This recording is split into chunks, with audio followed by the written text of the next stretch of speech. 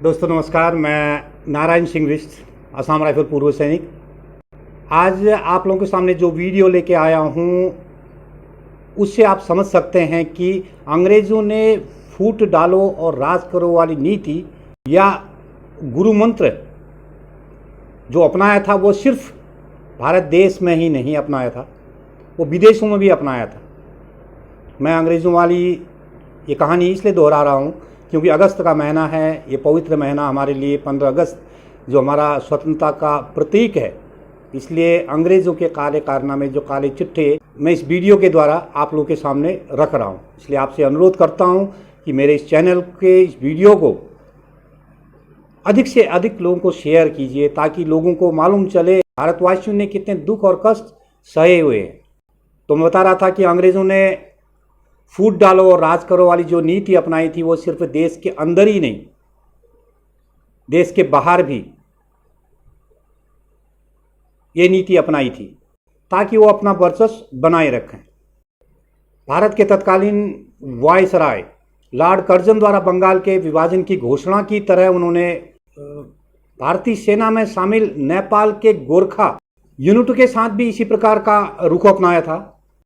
अंग्रेज़ों ने 100 साल तक एक मिथक या यूं कहिए कि एक झूठ या एक भ्रम को फैलाए रखा कि नेपाल की सरकार ने यह शर्त रखी है कि भारतीय सेना की नेपाली सैन्य टुकड़ी अर्थात GR और AR, पहले असम राइफल में भी 90 से 95% लोग गोरखा होते थे क्योंकि असम राइफल का जो गठन हुआ था उसमें अधिकतर नेपाली हुआ करते थे। इसलिए आज से 15-20 साल पहले असम राइफल में भी जो दरबार या जो रोल कॉल या कोई भी एक्टिविटी होती थी वो गोरखाओं के तरीके से होती थी, नेपाली भाषा का प्रयोग किया जाता था। जिस प्रकार गोरखा राइफल में नेपाली भाषा का प्रयोग किया जाता है, ठीक उसी प्रकार असम राइफल में भी गोरखाली भाषा का प्रयोग किया जाता था। चाहे वो रोल कॉल हो या दरबार हो या कोई अन्य एक्टिविटी हो, तो इनकी कमांड भारतीय अफसरों के हाथों में नहीं जानी चाहिए, यह नेपाल सरकार की शर्त है। इस प्रकार का भ्रम अंग्रेज़ों ने फैलाया था और नेपाली टुकड़ियां अपना ही VCO नियुक्त करेंगी और भारतीय जमादार और सूबेदार के अंदर भी काम नहीं करेंगी। इस प्रकार के अनेक भ्रम उसने फैलाए थे। भारतीय सेना में जब सन 1800 से गोरखाओं की भर्ती शुरू हुई तब एक भी भारतीय कमीशन प्राप्त अफसर नहीं था। जब 1800 में गोरखाओं की भर्ती होने लगी भारतीय सेना के लिए तो उस समय कोई भी भारतीय कमीशन प्राप्त नहीं था।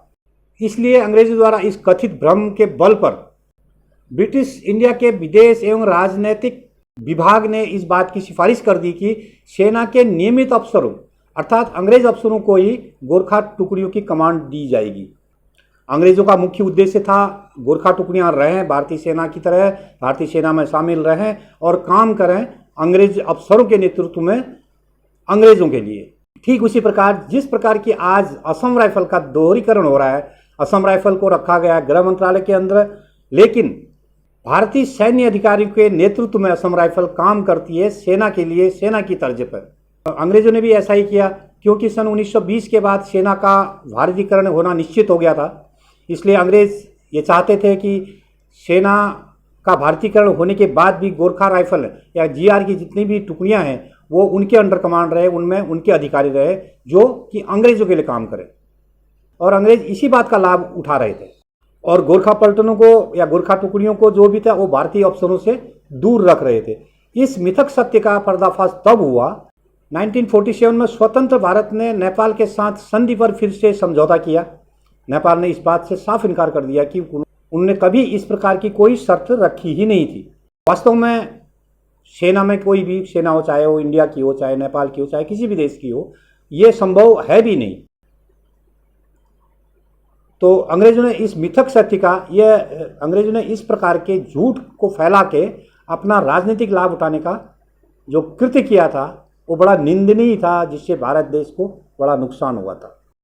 आज के लिए इतना ही। बाकी असम राइफल का इतिहास अपनी अगली कड़ी में, और आपसे अनुरोध है कि मेरी इस वीडियो को अधिक से अधिक लोगों में शेयर कीजिए ताकि लोगों को हमारे इतिहास, हमारे देश के इतिहास, हमारी टुकड़ियों के इतिहास, हमारे फोर्सों के इतिहास के बारे में मालूम हो।